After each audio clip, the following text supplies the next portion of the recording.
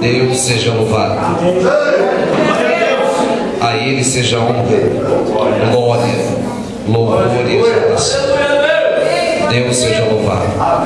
Cumprimentamos a todos com a paz do Senhor.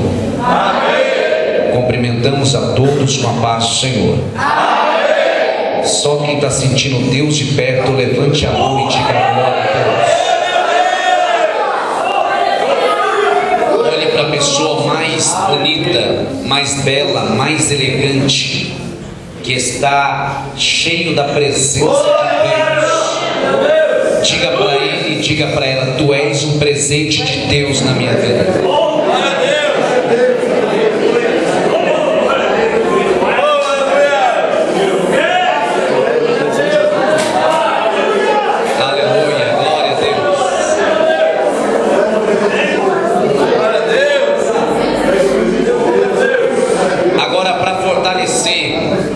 E salientar esse momento de comunhão, diga para o seu irmão: todo presente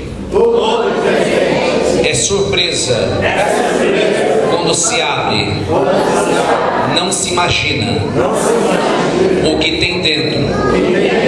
Diga: você será surpresa, porque o que está dentro de ti é maior do que está no mundo. Ele é poderoso para mudar a tua história radicalmente aqui hoje. Quem crê, levanta as duas mãos e multiplica-se a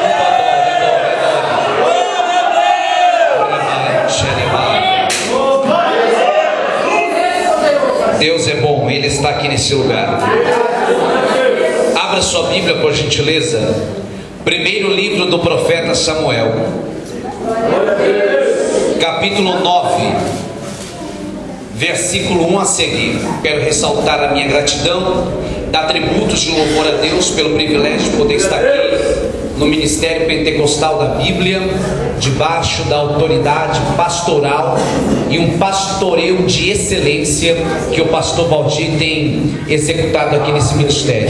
Deus seja louvado pela vida do Senhor, e que esse cajado que Deus lhe confiou, ele venha ser fortalecido a cada dia, e que Deus honre esse trabalho que Deus tem confiado em suas mãos, que tudo que tua mão tocar venha prosperar para a glória de Deus. Primeiro livro do profeta Samuel, capítulo 9, versículo 1. Você que achou, por gentileza, com sinal, com brado, diga amém. Amém. Está inserido assim nesse texto bíblico que será a nossa referência, 1 Samuel, capítulo 9, versículo 1 a seguir. E havia um homem de Benjamim, cujo nome era Quis. Qual era o nome dele? Quis. Filho de Abiel, filho de Zeró, filho de Becorate, filho de Afiás, filho de um homem de Benjamim, varão alentado em força. Repita após mim, por gentileza: varão alentado em força. Este tinha um filho cujo nome era Saul, jovem tão belo que entre os filhos de Israel não havia outro homem mais belo do que ele. Desde os ombros para cima sobressaía todo o povo. Repita após mim, por gentileza: este tinha um filho. Cujo nome era Saul. Jovem tão belo que entre os filhos de Israel não havia outro homem mais belo do que ele. Segure. Perderam-se a jumenta de Quis, pai de Saul, pelo que disse Quis a Saul seu filho: toma agora contigo um dos moços, levanta-te, vai buscar as jumentas. Passou, pois, pela montanha de Efraim, dali passou pela terra de Salisa, porém não as acharam. Depois passaram pela terra de Salaim, porém tampouco estava ali. Também passou pela terra de Benjamim, porém tampouco as acharam. Vindo eles então à terra de Zuf, Saul disse para o seu moço, com quem ele ia: vem, voltemos, para que porventura meu pai não deixe de inquietar-se pela jumenta e aflinja por causa de nós. Porém ele disse: eis que há nesta cidade um homem de Deus, homem honrado, tudo quanto diz sucede infalivelmente. Vamos agora, porventura nos mostrará o caminho que devemos seguir. Repita após mim, por gentileza. Porém ele disse: eis que há nesta cidade um homem de Deus, homem honrado, tudo quanto diz sucede infalivelmente. Se você, a título de curiosidade ou a título de informação, se você me pedisse um tema para esta mensagem, eu lhes daria o seguinte tema: as qualidades de um campeão. Se você me perguntasse, a título de curiosidade, qual é o título ou qual é o tema dessa mensagem, eu lhes daria a seguinte sugestão: as qualidades de um campeão. Perceba que nós acabamos de ler um texto em foco que está no primeiro livro do profeta Samuel, sendo o capítulo 9. Eu chamo esse capítulo de o capítulo chefe, o capítulo que dá início, que dá a pauta, que dá a diretriz da história narrada acerca de um jovem por nome de Saul. Perceba que Saul tinha um pai que a Bíblia faz questão de anunciar e fala acerca do nome, que era Quis. E a Bíblia também faz questão de deixar bem claro que Quis era pai de Saul, e ele tinha uma característica: ele era um varão alentado em força, ou seja, ele era um homem que desfrutava de muita força física, era um homem que desfrutava de habilidades físicas. Agora perceba que Saul é totalmente ao contrário do pai. Enquanto Quis desfrutava de habilidade física, de força física, porque a Bíblia fala que ele era um varão alentado em força, agora quando a Bíblia vai falar de Saul, a Bíblia fala totalmente ao contrário. A Bíblia fala que Saul, ele desfrutava de uma beleza invejável, ele desfrutava de muita beleza física, e que se nós fôssemos vasculhar a nação de Israel, nós não teríamos possibilidade de achar um jovem, um homem, para comparar a beleza de Saul, porque ele sobressaía todo o povo dos ombros para cima. A beleza de Saul era uma beleza inigualável.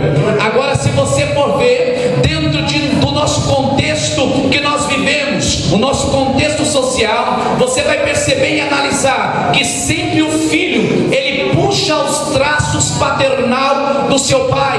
Perceba que o pai que é pastor, ele deseja que seu filho siga alguma área ministerial, seja na área da pregação, seja na área missionária, seja na área do louvor. O pai deseja que o filho esteja vinculado a alguma função dentro do ministério. Perceba que o pai médico quer que seu filho um dia seja doutor. Perceba que o pai advogado deseja que seu filho seja pelo menos estude pelo menos uma área administrativa, ou seja, um advogado. Perceba que o pai empresário, ele trabalha em cima do filho para que possa ser o seu sucessor e também seguir a carreira empresarial. Perceba que um pai pedreiro, por mais que não queira, ele sempre atrai o filho para poder aprender um pouco da arte de um pedreiro. Não que ele deseja que o filho seja pedreiro, mas ele faz questão de o filho aprender pelo menos o básico de um pedreiro. Então perceba, o pai sempre vai querer que o filho siga os traços ou as características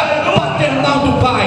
Agora perceba que Saul foi diferente. A Bíblia diz que Quis desfrutava de força física, agora Saul desfrutava de beleza. O que é que eu aprendo aqui? Quando Deus tem um negócio com alguém, ele não faz clonagem, ele faz alguém para fazer a diferença. Se você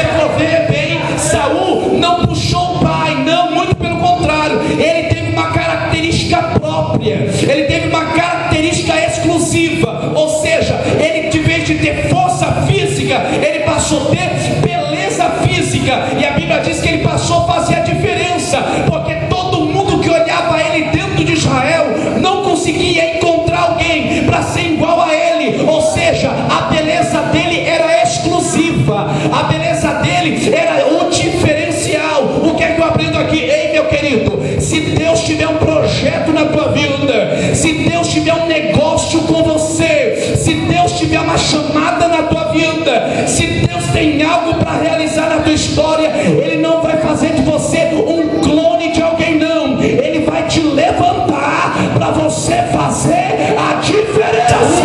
Não era pobre, nem seu pai era pobre, eles eram um dos mais ricos de Benjamim. Você tem prova para isso? Tenho. Primeiro, que eles trabalhavam na área da pecuária, eles eram fazendeiros, e não pequeno fazendeiro, eles eram grandes fazendeiros, porque à luz da Bíblia eles criavam diversos animais, mas os animais que eles mais cultivavam na criação era a jumenta. Mas talvez você vai ser Marcos, mas jumenta hoje não tem nem valor, porque jumenta empaca, ninguém quer jumenta. Hoje as pessoas que têm jumenta estão dando jumenta, porque jumenta é problema, jumenta empaca, jumenta não anda, jumenta é teimosa. Hoje todo mundo está dando jumenta, ninguém quer jumenta. Isso nos dias atuais. Agora, nos tempos bíblicos, jumenta era que nem barra de ouro, tinha valor.